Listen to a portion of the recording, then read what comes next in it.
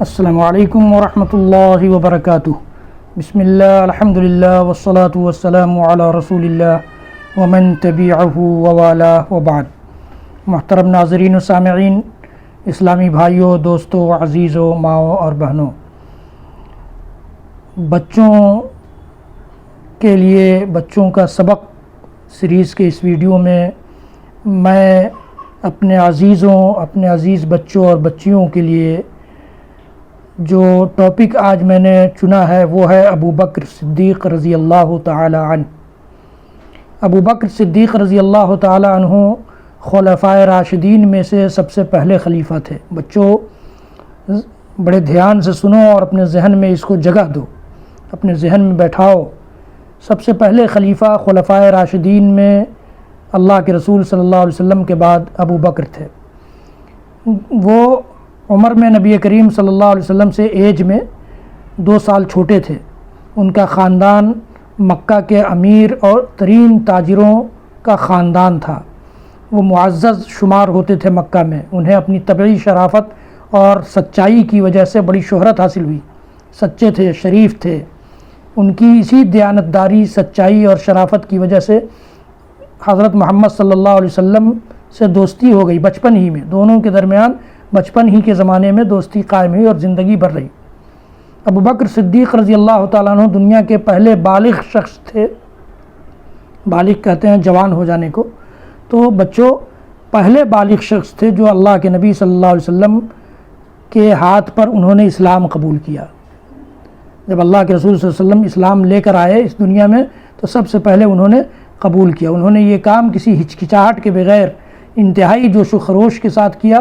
ایک دفعہ نبی اکرم صلی اللہ علیہ وسلم نے فرمایا صحابہ سے کہ جب میں اللہ کی طرف تمہیں بلا رہا تھا اور میں نے یہ دعویٰ پیش کیا تھا کہ میں اللہ کے رسول ہوں تو تم سب نے جھٹلا دیا تھا، لیکن ابو بکر ایک تنہا تھے جنہوں نے میری تصدیق کی تھی، میری مدد کی تھی، میرے نبی اور رسول ہونے پر ایمان لائے تھے۔ وہ یہ اللہ کے رسول صلی اللہ علیہ وسلم نے فرمایا تھا۔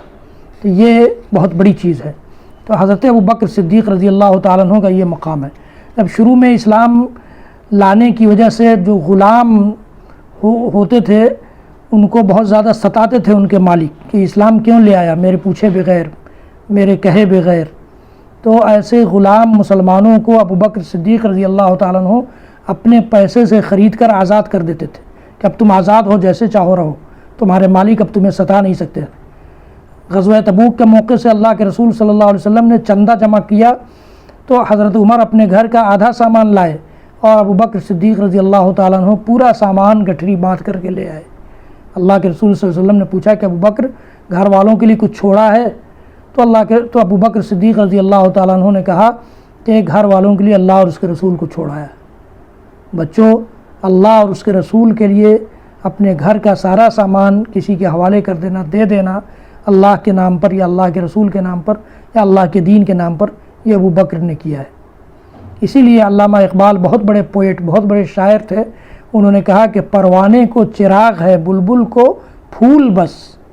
پروانے کو چراغ ہے، یعنی اس کے لیے چراغ کافی ہے، اور بلبل کے لیے پھول کافی ہے۔ تو پروانے کو چراغ ہے بلبل کو پھول بس، صدیق کے لیے ہے خدا کا رسول بس۔ ابو بکر صدیق کے لیے خدا کا رسول کافی تھا۔ انہیں ایک مرتبہ مکہ والوں کو جب اللہ کے رسول صلی اللہ علیہ وسلم معراج سے تشریف لائے تو کہا کہ میں راتوں رات یہاں سے فلسطین گیا اور فلسطین سے 7واں آسمان کا سیر کیا، جنت و جہنم دیکھی، یہ میرے ساتھ پیش آیا، اور پھر میں اپنے گھر بھی رات ہی میں واپس آ گیا۔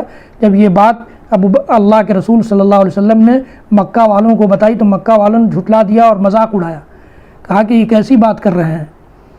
اور مکہ والے پھر دوڑے ہوئے پہنچے ابو بکر صدیق رضی اللہ تعالیٰ عنہ کے پاس۔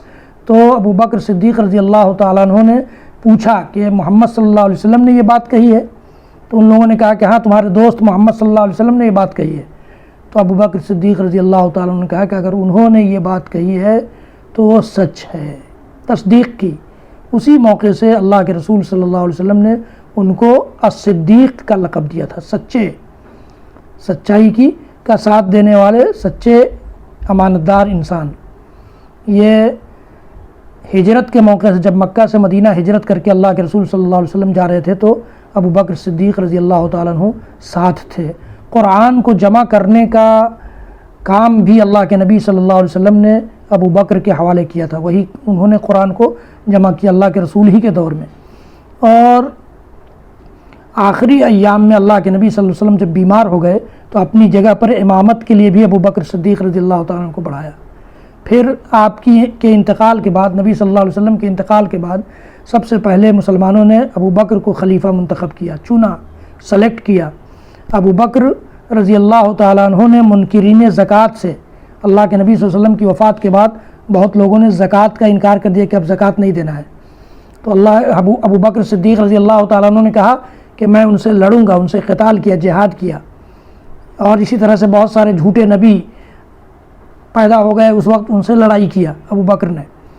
اللہ کے رسول صلی اللہ علیہ وسلم سے 2 سال چھوٹے تھے، تو اللہ کے نبی صلی اللہ علیہ وسلم 2 سال پہلے انتقال کیے، اور پھر 2 سال خلیفہ رہنے کے بعد ابو بکر بھی انتقال کر گئے، اور ان کو نبی صلی اللہ علیہ وسلم کی دائیں طرف قبر میں دفن کیا گیا۔ آپ کی قبر جہاں ہے اس کی دائیں طرف ابو بکر صدیق رضی اللہ تعالیٰ عنہ کو دفن کیا گیا۔ نبی کریم صلی اللہ علیہ وسلم نے ان کے بارے میں فرمایا تھا کہ مجھے اگر اپنی امت میں سے کسی کو پکا دوست، خلیل کا لفظ استعمال کیا، خلیل بنانا ہوتا، بنانے کا اختیار دیا جاتا، تو میں ابو بکر کو بناتا۔ یہ ابو بکر کا مقام ہے، مرتبہ ہے۔ میرے بچوں، میرے عزیزوں، یہ یاد کر لو، اور ابو بکر کو انبیاء اور رسولوں کے بعد، سارے نبیوں اور رسولوں کے بعد جو اس دنیا میں نبی اور رسول آئے، سارے نبیوں اور رسولوں کے بعد سب سے افضل انسان، سب سے اونچا مقام والا انسان سمجھو۔